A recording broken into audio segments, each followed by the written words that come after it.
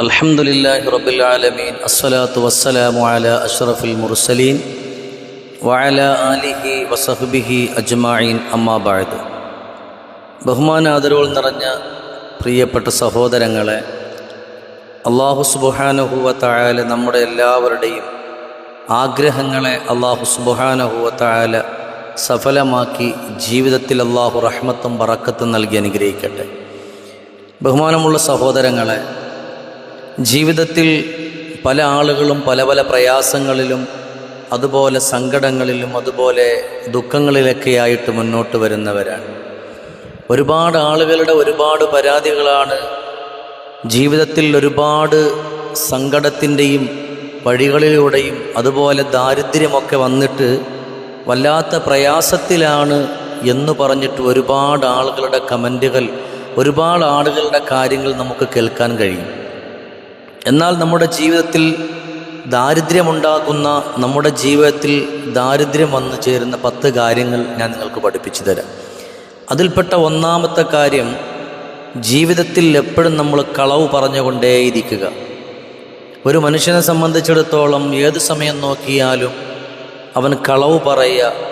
അവൻ്റെ ഉമ്മയോട്, അവൻ്റെ ബാപ്പയോട്, അവൻ്റെ പ്രിയപ്പെട്ട സഹോദരങ്ങളോട്, അവൻ്റെ ബന്ധുമിത്രാദികളോട്, അവൻ്റെ ആഗ്രഹങ്ങൾ സാധിപ്പിച്ചെടുക്കുന്നതിന് വേണ്ടി മറ്റുള്ളവരോട് കളവ് പറഞ്ഞുകൊണ്ട് ഏതെങ്കിലും ഒരാൾ മുന്നോട്ട് വന്നാൽ അവൻ്റെ ജീവിതത്തിൽ നിന്ന് ദാരിദ്ര്യം വിട്ടുമാറില്ല എന്ന് 100% ഉറപ്പാണ്.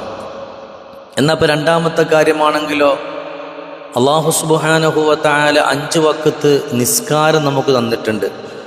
ആ തന്നിട്ടുള്ള 5 വഖ്ത് നിസ്കാരങ്ങളിൽ അലസത കാണിച്ചാൽ കുറച്ചുകൂടെ കഴിയട്ടെ. നമ്മുടെ ഉമ്മമാരെയൊക്കെ സംബന്ധിച്ചിടത്തോളം ചില ആളുകൾ പറയാറുണ്ട്, ഉസ്താദെ കുറച്ചുകൂടെ അങ്ങോട്ടൊന്ന് പോകട്ടെ, അത് കഴിഞ്ഞിട്ട് നിസ്കരിക്കാം, അല്ലെങ്കിൽ ഇശാഇൻ്റെയും അല്ലെങ്കിൽ മഗ്രിബിൻ്റെയും കൂടെ ഒരുമിച്ച് നിസ്കരിക്കാം എന്നൊക്കെ ഇങ്ങനെ പറഞ്ഞ് ഒരുപാട് സമയം ഉണ്ടായിട്ടും അല്ലാഹു സുബ്ഹാനഹു വ തആല നമുക്ക് തന്ന ആ നിസ്കാരത്തെ പിന്തിപ്പിക്കുന്നവരാരാണോ അവരുടെ ജീവിതത്തിലും അവരുടെ വീടുകളിലും അവരുടെ കുടുംബങ്ങളിലും അല്ലാഹു സുബ്ഹാനഹു വ തആല ദാരിദ്ര്യം കൊടുക്കും.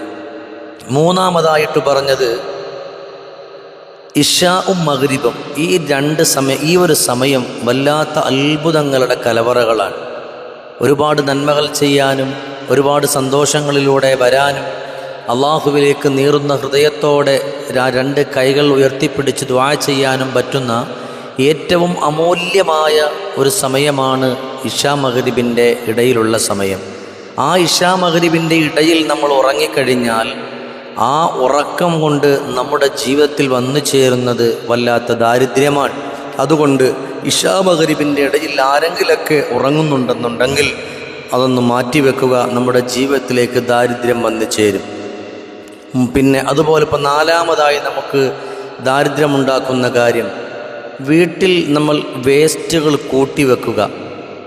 ഒരുപാട് വേസ്റ്റുകൾ നമ്മുടെ വീടിൻ്റെ അകത്തട്ടിലുണ്ടാകും. അത് മുഴുവനും നമ്മൾ കൂട്ടിവെച്ചാൽ ഉമ്മമാർക്കറിയുമല്ലോ, അതിപ്പോൾ രാവിലെ കൊണ്ട് കളയാം, വൈകിട്ട് കൊണ്ട് കളയാം, അതിരിക്കട്ടെ, അല്ലെങ്കിൽ ഒരു 2 ദിവസം കൂടെ ആവുമ്പോൾ അത് നല്ല കുറേ വേസ്റ്റ് ആവുമല്ലോ, അങ്ങനെ കൊണ്ട് കളയാം എന്ന് വിചാരിക്കുന്ന ഒരുപാട് ആളുകളുണ്ട്. അപ്പോൾ നമ്മുടെ വീട്ടിൽ വേസ്റ്റുകൾ കൂട്ടിവെച്ച് കഴിഞ്ഞാൽ നമ്മുടെ വീടിൻ്റെ അകത്തട്ടിൽ നമുക്ക് ദാരിദ്ര്യമുണ്ടാകും. അള്ളാഹു നമ്മളെ കാത്തുരക്ഷിക്കട്ടെ. 5ാമതായിട്ട് പറഞ്ഞത് മാതാപിതാക്കളെ ചീത്ത പറയുക.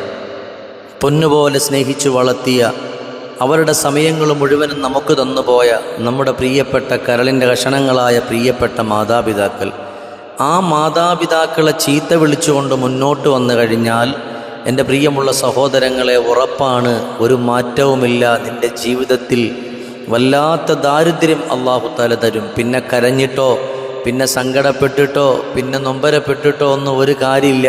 അതുകൊണ്ട് മാതാവിനെ പിതാവിനെ ചീത്ത പറയാതിരിക്കുക. 6ാമത് പറഞ്ഞത് മാതാപിതാക്കളെ പേര് കൊണ്ട് വിളിക്കുക. ചില മക്കളുണ്ട് ഉമ്മമാരുടെ പേര് പറഞ്ഞ് വിളിക്കുക. ആയിഷുമ്മ, ഖദീജ ഉമ്മ, അല്ലെ, നമ്മളിങ്ങനെ പേര് പറഞ്ഞുകൊണ്ട് വിളിക്കുക. ഈ പേര് പറഞ്ഞുകൊണ്ട് വിളിക്കുന്നത് ഉമ്മയെ, ബാപ്പയെ, അബൂബക്കർ വാപ്പ, അല്ലേ, ഇങ്ങനെ വാപ്പമാരുടെ പേര് പറഞ്ഞുകൊണ്ട് വിളിക്കുന്നതും നമ്മുടെ ജീവിതത്തിൽ ദാരിദ്ര്യം വന്നു ചേരും.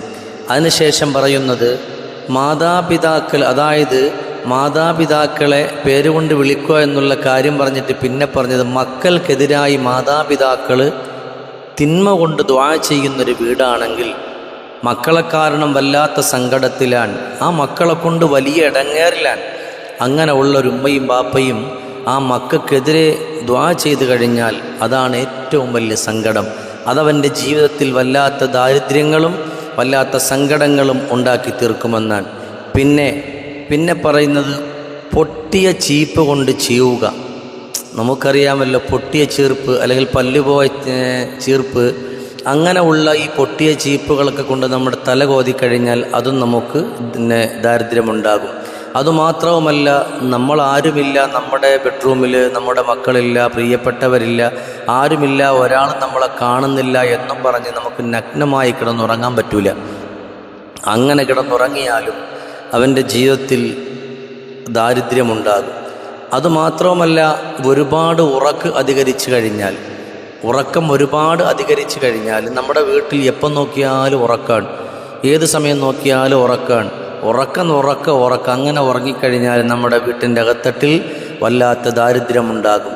പിന്നീട് നമ്മളിപ്പോൾ ധരിച്ചിരിക്കുന്ന വസ്ത്രം, ആ ധരിച്ചിരിക്കുന്ന വസ്ത്രം കൊണ്ട് നമ്മൾ ആരെങ്കിലും അവിടുന്ന് മുഖം തുടച്ചാൽ അതവൻ്റെ ജീവിതത്തിലേക്ക് ദാരിദ്ര്യമുണ്ടാക്കുന്നതാണ്.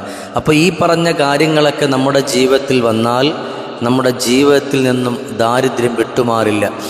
ഇത് വിശ്വാസമുള്ള ഒരാളെ സംബന്ധിച്ചിടത്തോളമാണ്, മുഅ്മിനായ ഒരു മനുഷ്യനെ സംബന്ധിച്ചിടത്തോളമാണ്. എല്ലാവർക്കും ഇതൊന്നൊരു ബാധകമല്ല. ചിലർ പറയും, എന്നെ നിരീശ്വരവാദികൾ പറയും, അതൊക്കെ വെറുതെ പറയണതാണ്, മൗലാക്കന്മാർ വെറുതെ പറയാം.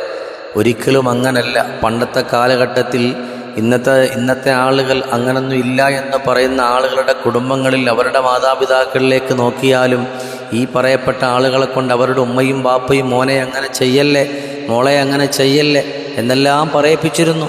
അത് ഇന്നത്തെ മക്കൾക്കറിയില്ല. അതുകൊണ്ട് എൻ്റെ പ്രിയപ്പെട്ട സഹോദരങ്ങളെ, നമ്മുടെ ജീവിതത്തിൽ ദാരിദ്ര്യങ്ങൾ വരാതെ, സങ്കടങ്ങൾ വരാതെ നമ്മൾ നോക്കണം. അല്ലാഹു സുബ്ഹാനഹു വ തആല നന്മകളിലൂടെ കടന്നു പോകാനും അള്ളാഹുവിൻ്റെ പൊരുത്തം കിട്ടാനും അതുപോലെ ഒരുപാട് സൽക്കർമ്മങ്ങളിലൂടെ മുന്നോട്ട് പോകുവാനും നാഥനായ അള്ളാഹു നമുക്കൊക്കെ തൗഫീഖ് നൽകി അനുഗ്രഹിക്കട്ടെ.